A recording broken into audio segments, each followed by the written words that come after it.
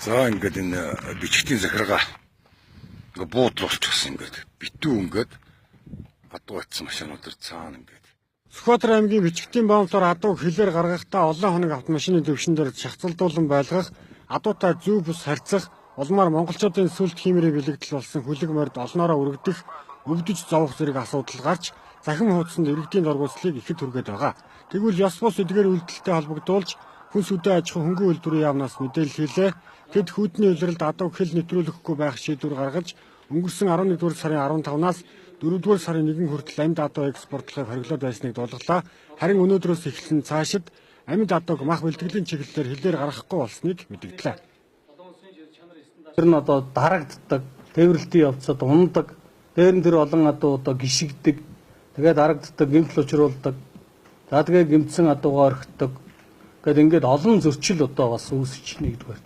Хоёрдугаарт хүйтний улиралд адуу тээвэрлэж гол газраас тээвэрлж олон цагаар удаан зогсоож ингэж одоо зовоож байгаа учраас. За мөн Монгол дэлхийн мал эмтний байгууллагын зөвлөмж бий, малын одоо тавлаг байдлыг хангах журам бий. Энэ хоёр журам зөвлөмжийн дагуу бол энэ дэлхийн мал эмнэлгийн байгууллагын гишүүн орнууд одоо эдгээр зөвлөмж журмуудыг одоо бас дагаж мөрдөх хэрэгтэй. Ард хүмүүсээс одоо маш их санал хүсэлтүүд ирсэн. Тэгээ өчигдөр Монгол улсын шадар сайд хүрэлцэх миний хүн сүдэ аж ахуйн сайд, мэргэжлийн хяналтын дарга хоёрт одоо үүрэг өгч энэ одоо амьд адуу экспортлох асуудлыг зогсоох шийдвэр гаргасан. За энэ шийдвэрийг одоо бид бас ингэж өчигдөр бол гаргасан байгаамаа.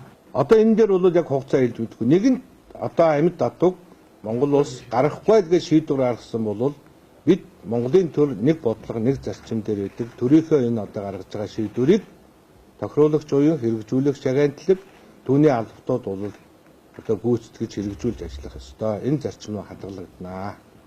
Одоогоор Сүхбаатар аймгийн бичгтийн боомт дээр 800 гаруй тонны адуу байгаа гэсэн мэдээлэл байна. Тиймээс амьд адууг экспортлохгүй байх чиглэлийн хүрээнд бичгтийн боомт дээрх адууг эргүүлэн татах чиглэл өгчээ.